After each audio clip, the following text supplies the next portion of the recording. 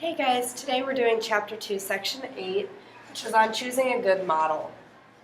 So a residual is a synonym for error. We've already talked about error before. That's just our observed y values minus our predicted y values. We can call that a residual instead. When you make a scatter plot for error, that can be a good way to visually see how well a model actually fits the data without using the correlation coefficient.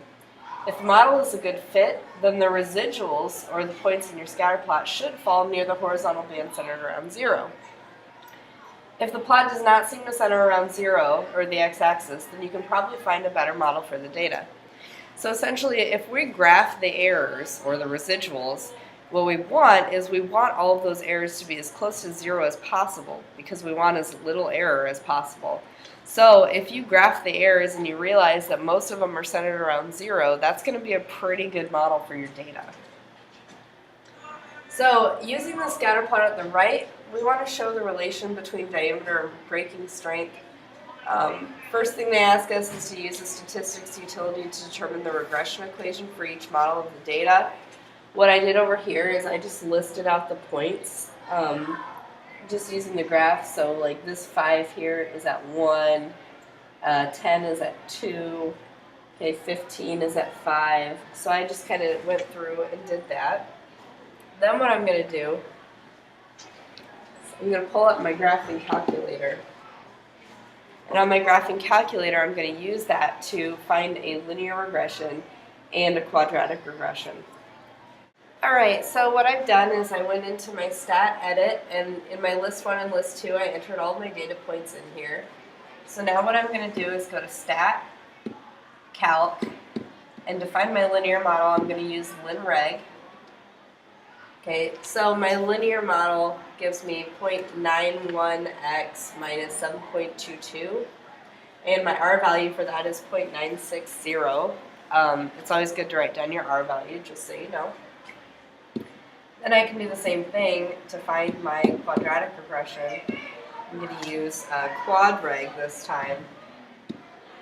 When I do that, I get 0.025x squared minus 0.22x plus 1.626.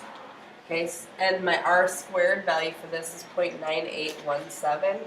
Now notice that this just gives you an r squared value, which is why it's probably good to plot the residuals so that we can figure out which one is going to be a better model. So going back to my notes, my linear model was y equals 0.909x minus 7.219.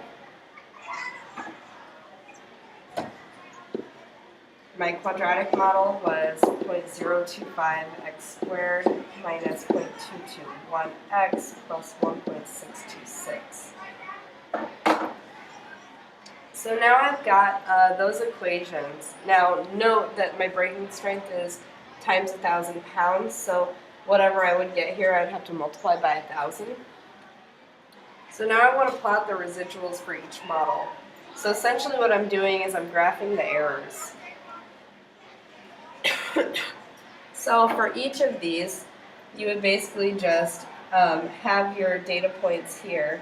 So you've got your observed x, your observed y, your predicted y, and then your errors.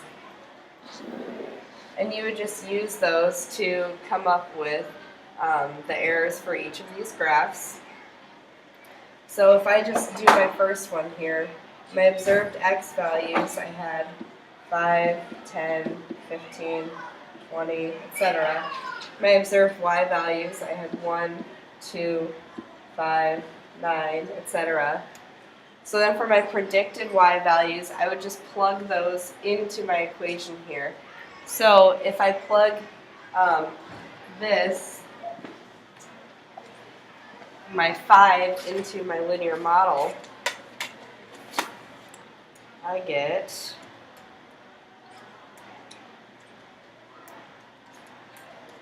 negative 2.67. Okay, if I plug my 10 in,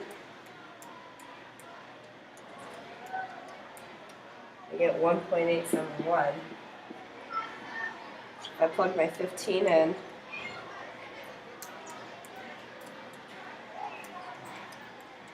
I get 6.416.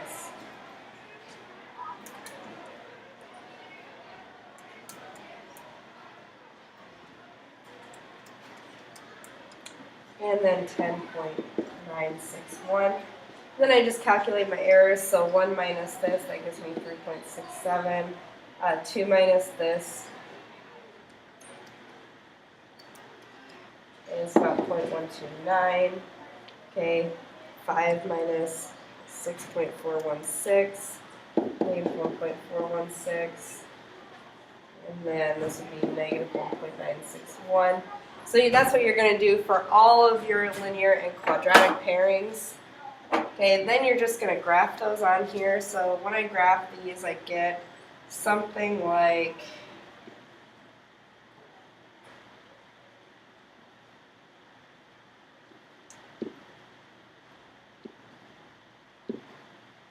this for my linear model. And then for my quadratic model, I had something like this. So we can see that my quadratic model is going to be better because it's more centralized around the x-axis.